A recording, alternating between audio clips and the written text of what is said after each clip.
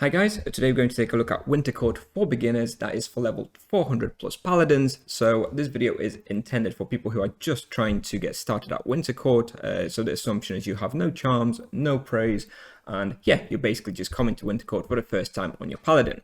So I think this place is pretty great. It's not quite as great as, say, Sura Mirror, but the results are pretty good, and it scales very well with levels and charms, etc. So once you're higher level, you can actually go into the teleport and make a really huge pull, and this place peaks out at somewhere over 5kk raw, so it's very, very good. But you're not going to be getting that on level 400, obviously. So this video is for beginners. We're not going to be going into the teleport at all.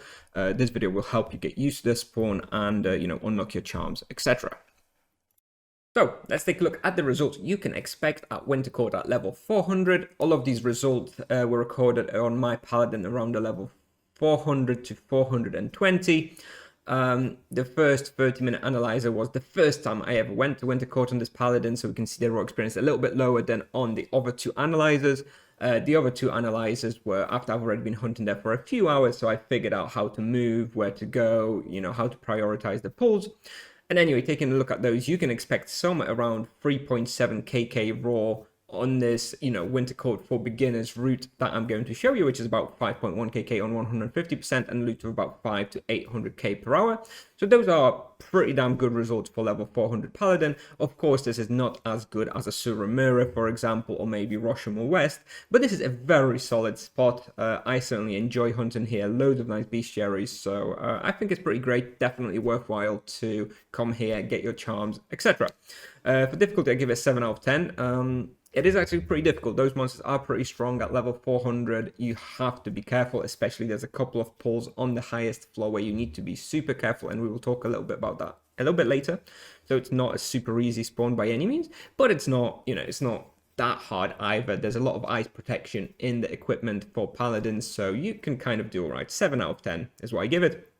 For bestiaries, you need about 12.5 hours for the base. Winter elves, 15 hours for Soul Broken Harbinger, and approximately 30 hours for the spiders and the Thanacersuses.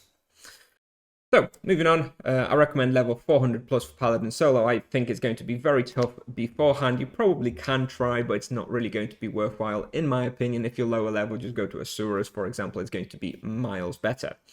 You don't need any access quest. We don't actually go inside the teleport in this video, in this route, so you don't need any extra access quest. The only access you need is to speak to the fairy on Edron, I believe, be like high mission yes or whatever, and you will be able to access Wintercourt. That's all.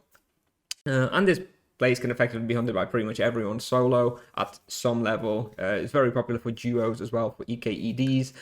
Full team hunt may be on a low level, but there might not be enough respawn, so I'm not sure I could recommend it. Recommend imbuements. I recommend all standard with powerful crit mana and life leech, obviously. Then I recommend ice imbuement in the gnome armor. This is the best setup because gnome armor by default has a little bit of energy protection, which there's quite a lot of us that respawn, and obviously ice is very big damage here. On my analyzer you can see it's 31% ice. However, this is already after I have close to about 30% ice mitigation, so you're probably looking at about 40% ish ice damage without any mitigation. So it's a lot of ice damage, so ice imbue in the gnome armor is best. If you don't have the gnome armor, then just use the Embrace of Nature, which doesn't have a second imbue slot, and this is actually what I'm using in the video as well.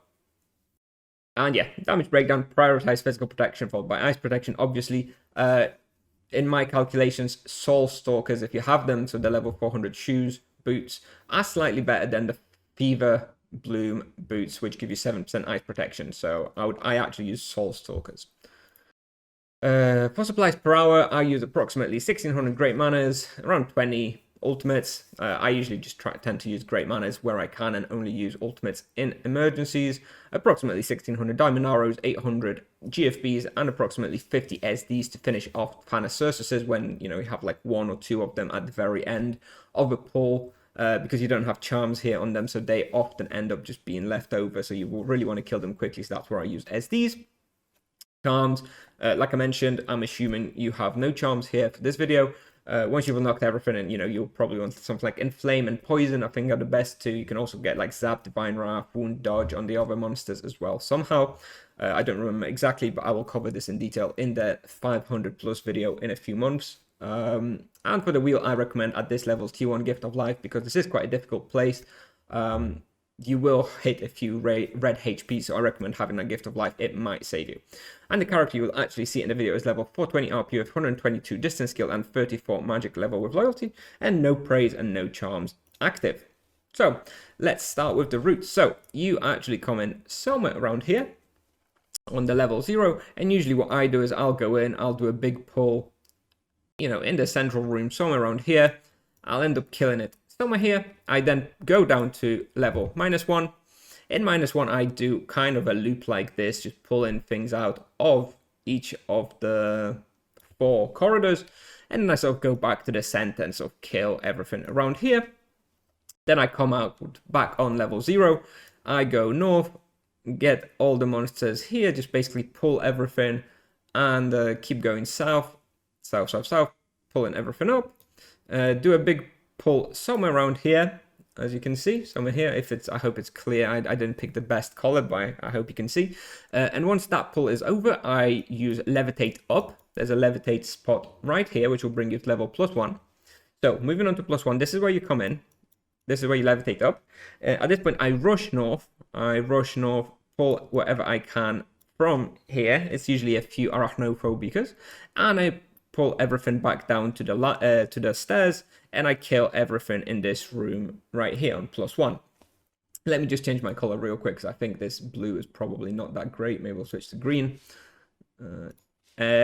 And once we've finished off this pull right here, we go another level higher, so +2. Now +2 is where the Soul Broken Harbingers are, where there's a lot of them, and they are very powerful, so you really need to be careful. This is the level where you really have to be careful, or you might die +2. Anyway, when you come in here, I usually will do like a pull somewhere around here, so I do my first pull sort of running around in circle here, making sure to try and not get trapped. Once I've killed that, I go to the left. Same story here. I do a big pull here, running around in a circle, making sure I don't get trapped in the corner. And this second pull here, right here, is probably the most dangerous one from the whole lap, because there's the most monsters here. Anyway, once those are done, I run to the north, do another pull somewhere around here, sort of kite them back when they're dying towards the end.